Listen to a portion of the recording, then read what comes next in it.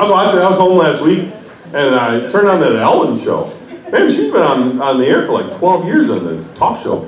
There's a lot of controversy about her first show, mostly because she was gay, and I don't understand that. I don't think straight men are intimidated by lesbian women. After all, most straight men would tell you the only way a woman could be a lesbian because she's never been with them.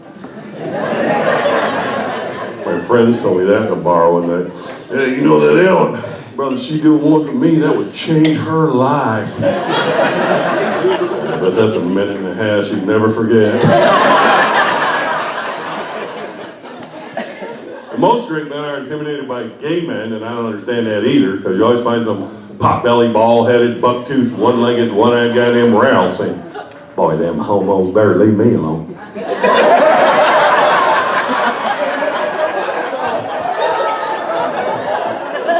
I think you're safe.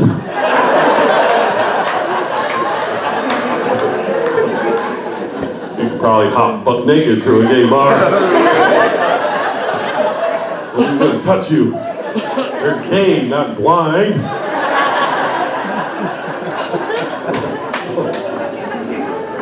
I used to date a girl who lived in Boys Town in Chicago, and I'll tell you, nothing is funnier than watching two straight guys get lost in a gay neighborhood.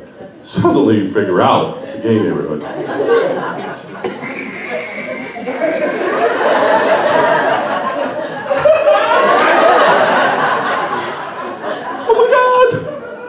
Turning like Navy SEALs behind enemy lines. Like there's a bunch of gay commandos gonna drop out of the trees and attack them. I'm not gonna try and convert you, they're not like Jehovah's Witnesses. They're not gonna come over to your house on Saturday morning. No. Have you ever thought about being a homo? Here's a little pamphlet for you. We call it the crotch tower.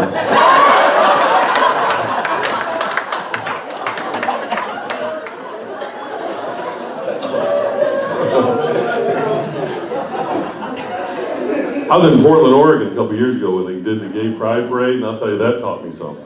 If you're not too sporty looking as a man, you're gonna make one butt ugly woman. But I'm a woman trapped in a man's body. Well, keep her in there, I've seen it.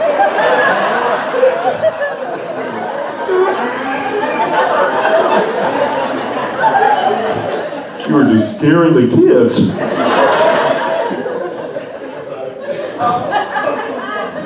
I was on the road last fall, and my wife called, and she was home by herself, I was on the road. She had parked the car in the driveway one night. She didn't pull in the garage like she normally does. And overnight, somebody poured maple syrup on the door handles and on the windshield. Oh, she was pissed. She called me up, she said, you know what?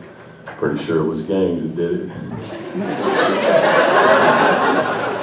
It was them gangs. I said, honey, gangs usually sell crack and shoot people. They don't pour maple syrup on stuff.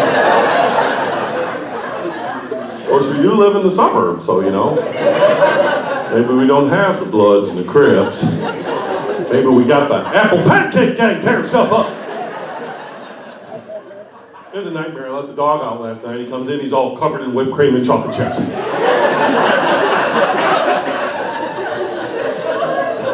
It was the apple pancakes, I know it was. So many people got tattoos. You got one, sweetie? What do you got? Oh, this is good. When you're hiding your head like that, this is really good.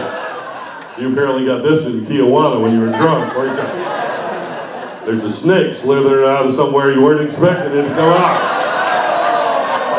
Sweet.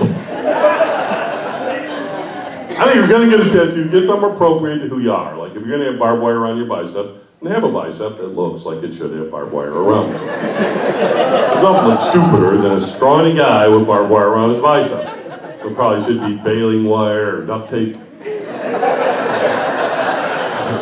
Perhaps a twist tie.